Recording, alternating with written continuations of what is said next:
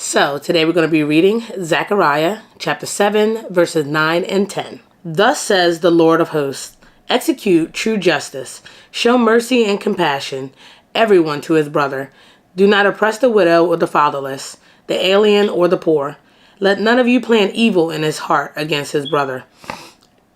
So this might sound a little redundant. We talked about it last week in that verse when we read Zechariah. But here we echo again about the good Christian conduct. Really, this is actually a good conduct for any person to have, whether you're Christian or not.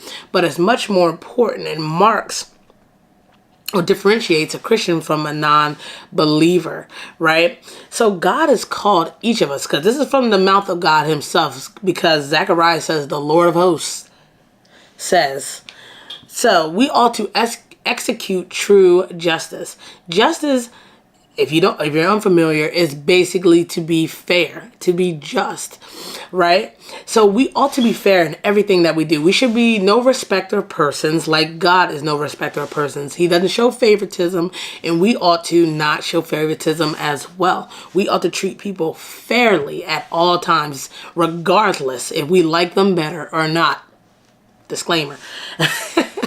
So also we should show mercy and compassion really to everybody, right? But Zechariah here, God says that everyone to his brother, that we should show compassion, everyone to his brother, basically everybody. We should be showing mercy, forgiving others, doing right, being thoughtful and empathetic and compassionate towards others at all time. We also should not be oppressing the poor, the stranger, the person that's maybe just didn't like you or rude to you. We ought to have that good conduct at all times, giving to people good when they don't deserve it. Because why? God gave us good, right? And his name is Jesus Christ, and when we don't deserve him. God is always going to be our example and our standard for living. And I pray that each and every one of us would also show compassion and mercy and true justice and fairness and rightness and don't oppress others.